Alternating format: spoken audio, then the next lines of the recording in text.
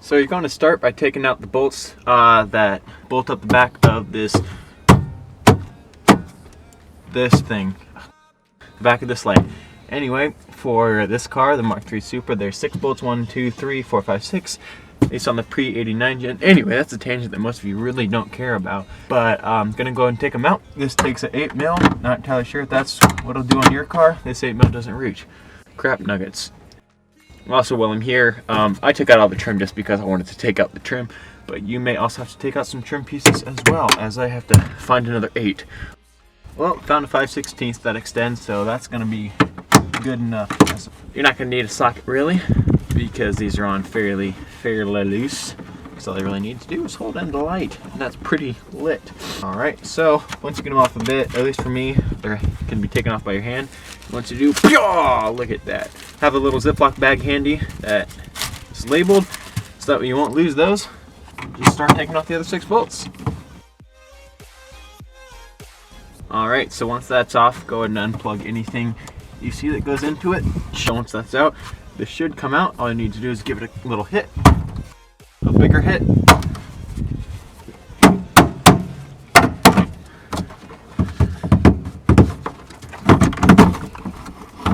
And whoop, there you go. So this has been sitting for 31 years or so. Doubt it's ever been removed. It's got some gunk on the back. This is all gunked up now.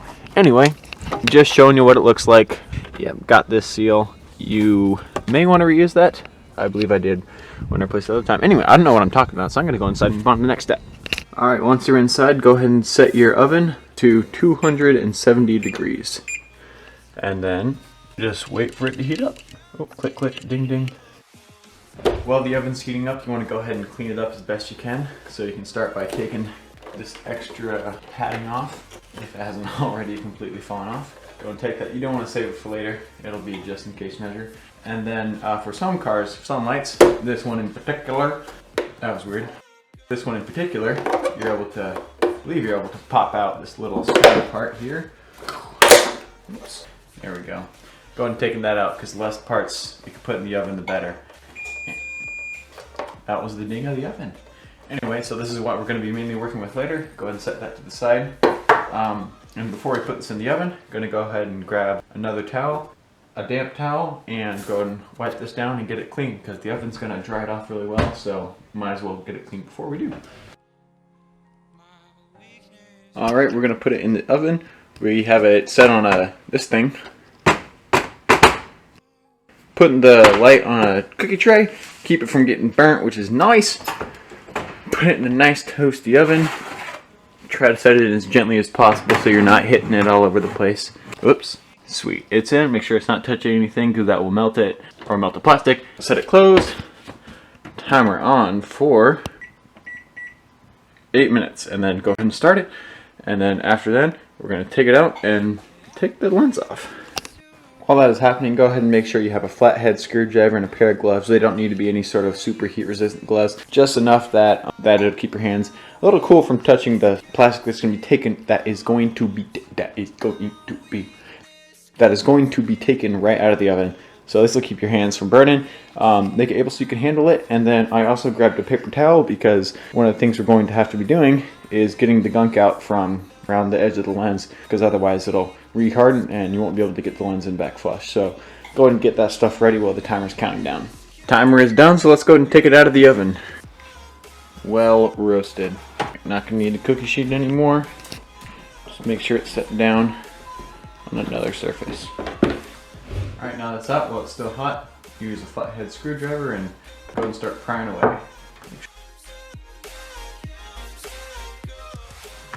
Alright, there's that off. While you have it out, go ahead and try to get in as much of this gunk out as you can using the screwdriver to kind of pry in here and get it out. Same for this top part, though you can do this later with a Dremel. Anyway, I'm going to go ahead and try to get some gunk out.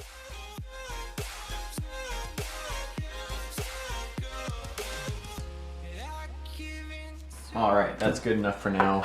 Went ahead and sped that up for you so you didn't have to watch me do every single little thing. Doesn't need to be perfect. Mostly what you're looking for in the gaps in here is you're looking to make sure that there's actually a channel there, so you can set this back in and it will go in. To this side, you can kind of give it a test fit like that. Just make sure and check. So you're looking for these gaps You can see in there is a bit of a gap. That's totally fine. It'll crunch right together when you're sealing it back up. Yep, just so taking a look all around, that gap's totally fine because it'll compress, blah, blah, blah, blah. I'm not giving you a super quick look because you don't need to. Anyway, that's it. So I'm going to take this back off and go ahead and get to work on what you guys really want to see, which is how to wire up the LEDs. Alright, so what you want to do next is figure out the design that you want with your tail light. So for me, I'm doing red LED strip all the way around the outside, and then a blinker light that comes right through here, also red. So the first thing I'm going to do is get rid of this orange tint. Now that is off, and this is the correct orientation, you want to take the spot that actually has your bulbs and everything, and figure out which ones are connecting to the signal lights and to your brake lights. So for these ones, I have 2 brake lights, and I'm going to keep one of them in, which will be this inside one, because I have this whole, so for my lens, it's just big old freaking thing of rectangle madness. I don't know what this is called actually. I don't want to just have the outside line because I think that'll look kind of weird with the whole, still having the whole, with having the whole lens. So I'm going to keep the brake light, which will light up this square area when I hit the brakes. So anyway, I'm going to start by unscrewing both of these bulbs to pop them out. I'm going to leave my brake light in, or reverse light in, because I still just want to keep that. So I'm going to go ahead and pop these 2 out really quickly. Alright, I want to show you guys really quickly what we're working with here. So this is an example of one of the bulbs. What's happening here is you see these 2 lines right here. One of them is the brake and one of them is the signal light, or not the signal, the running lights. And then we also have a third up here, which is the ground. So when we're doing with our wires, essentially what it's going to be is we're going to plug one of the positives into the running lights and the negative into the ground here. And that'll keep it so that it'll be constantly on. But since I'm not doing the brake light, I'm not actually worried about it getting dimmer or lighter. It is possible to make it so that way you do have, or the LEDs be the brake lights as well. You'll just have to get resistors and get a couple Y cables in order to get that to work. But I'm going to be skipping over that, so we're not going to do that in this video. But if you did want to know how to do that, I'll drop a little diagram for you and show you what it would look like.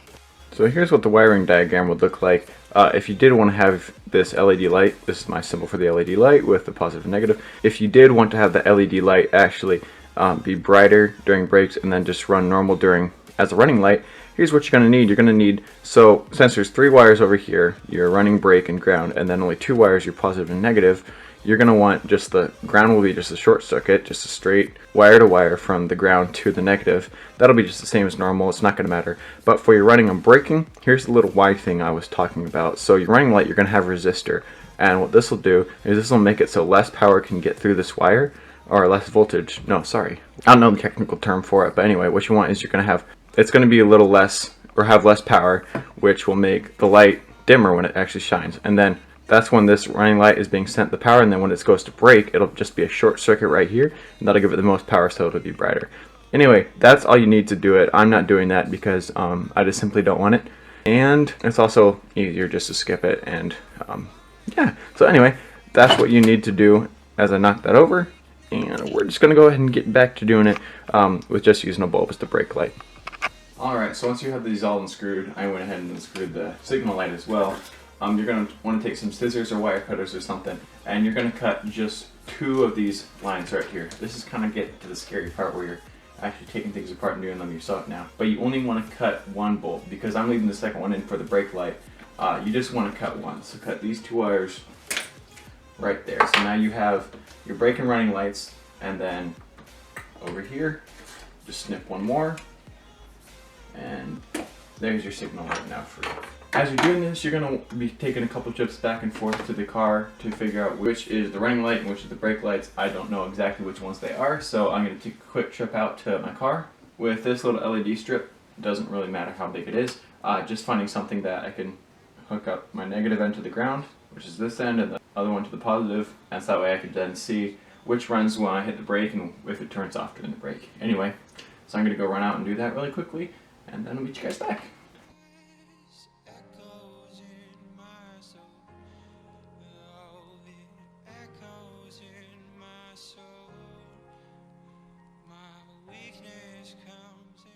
I've got my red LED strip lights here, and the first thing we're going to do is just check and make sure I have enough to actually go around the whole outside. And by the looks of this, yes, I'll have plenty with a bit extra to spare.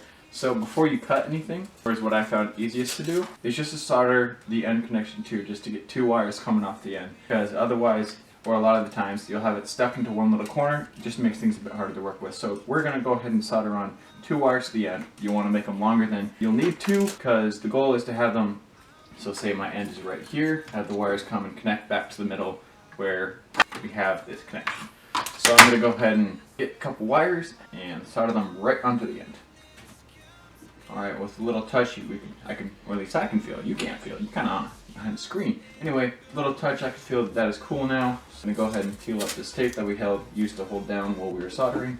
And this should be able to just pry it right off. Be a little careful with it. Then flip it over, and we're going to actually add one more layer of hot glue down just to get the back sides of this. Just a little tiny bit there, a little tiny bit there. There we go.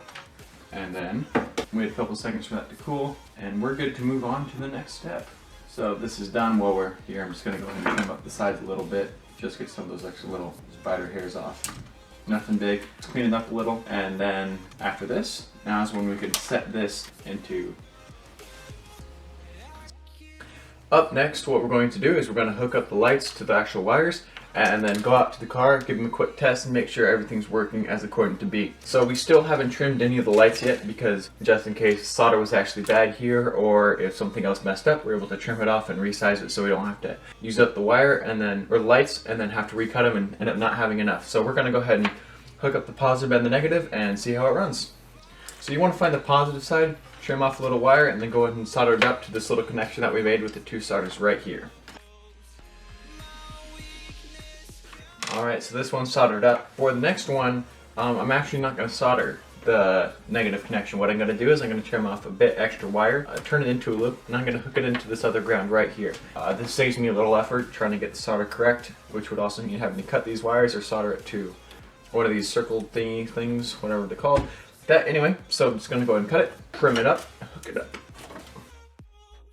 So then once that's a circle, just hook it up over here, put this other ground on top of that, and then put the bulb on top of all of it. Take your screw and screw in that bulb. Alright, taking you in for a closer look here. So this right here, alright, sorry for the shaking, but right there is where we connected. There we go. That's where we connected this blue wire goes to the LED strip, the positive, and then we have our negative right over here. Where's my finger? There we go. Wired up and connected to that ground right there. So now we're going to go ahead and take everything outside, test it up, and see how it works. I'm a liar. Before we head out, I'm going to actually take an extra LED strip, one that I have sitting around, and I'm going to go ahead and wire up the blinker so we can see how that's working as well.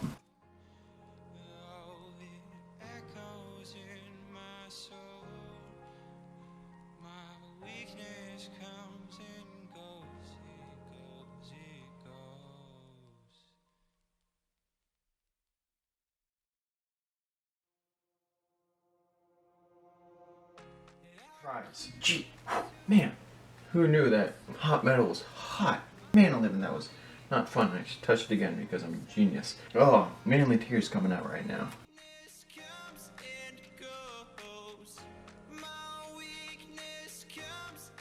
Quick run through of what I did. Just went ahead and soldered up this joint right here for the brake lights, and then did the same thing on the ground as we did over here for the running lights.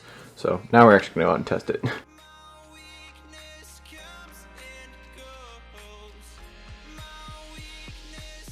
So next up is getting the signal lights. We need to make sure we can get them running and not doing the hyper flash, which will happen if you do not have If you do not have a load resistor, which looks like this. Let me zoom it out for you. Which has a load resistor. So we're going to go ahead and plug that in, and I'm going to show you more about that. Alright, so where the load resistor is going to go is it is going to have each end of the wire is going to attach between this wire right here, this wire right here. It needs to run in parallel circuits, so it can't just be cut this wire and attach it one end here and one end there, and it just runs between this one. It needs to be attached with one to here and one to here. So this creates what is called a parallel circuit, which lowers the amperage without dimming this. So this is what's called a parallel circuit. So let's go ahead and put that in. Now for me, I luckily have wire exposed here and the wire exposed right here as well with the ground, so I'm just going to solder it right onto there. But you may have to cut your wires and expose some wire just in order to get these tips on. So I'm going to go ahead and solder this on.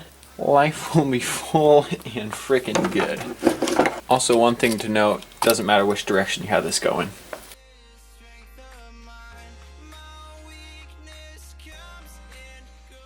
Alright, that's all soldered together. I'll be honest, I will never win an award for cleanest solder. Ever.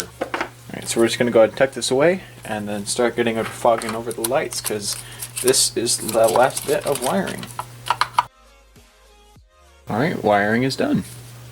One of the things that I like about LED lights, or that I like about the LED taillights, is I like to get just that solid looking LED going around the outside. But for me, I do want just the subtlest hit to see that they can tell that it's still LEDs, that it's something personally made. So what I'm gonna do for this is take some old plastic that's off a box similar to this, or a bucket. Anyway, I have some of the old leftover bucket, and I'm gonna have this, and I have some sandpaper that's in better condition than that. And I'm gonna go ahead and sand this down to make it nice and rough and not see-through. And then go ahead and cover all these LEDs with this old bucket thing and some hot glue.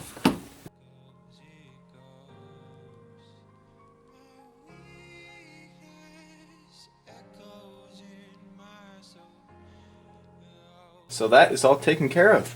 The nice thing about it is that it doesn't need to be pretty, because it's going to be hidden underneath the lens. You'll barely be able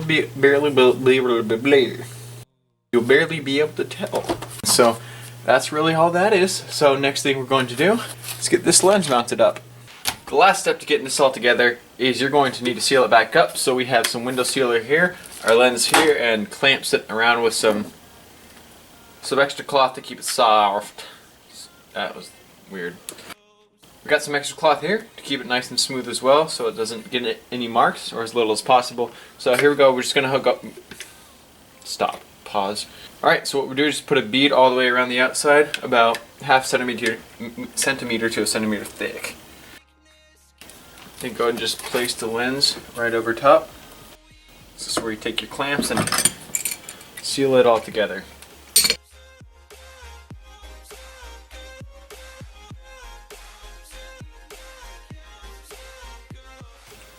Once everything's taken off, look around the outside of your lens, look and see for any cracks or gaps where there might have water to get in. Oh, that was low. Then go ahead and grab your gun. If you want to, this is an optional step. If you don't see anything, you're totally fine. But for me, I'm just going to take a bead, run it around the outside just to double check and make sure everything's all sealed up. Once you did that, go ahead and take any Windex, glass cleaner, something, spray it on your hand. You don't want to be wearing a glove for this part. Use the wrong hand. Spray it on. This makes it so it isn't going to catch when you rub your finger over, and then rub your finger all the way around the outside. Alright, and let that sit for a few hours, maybe half a day if you're in a colder environment like I'm doing this in the winter. You may want to wait a full day. Last thing you want is to rush it and have it break apart, unseal, and you have to start it all over. So that is that. With that, and the last very step, let me cut that part. So that is that, and the last step is going to be just to put it back on. Alright, very last step you need to do is to get the tail lights back screwed in. So good thing we have this bag laying around with all our tail light bolts. So we're going to go ahead and pop these tail lights back in.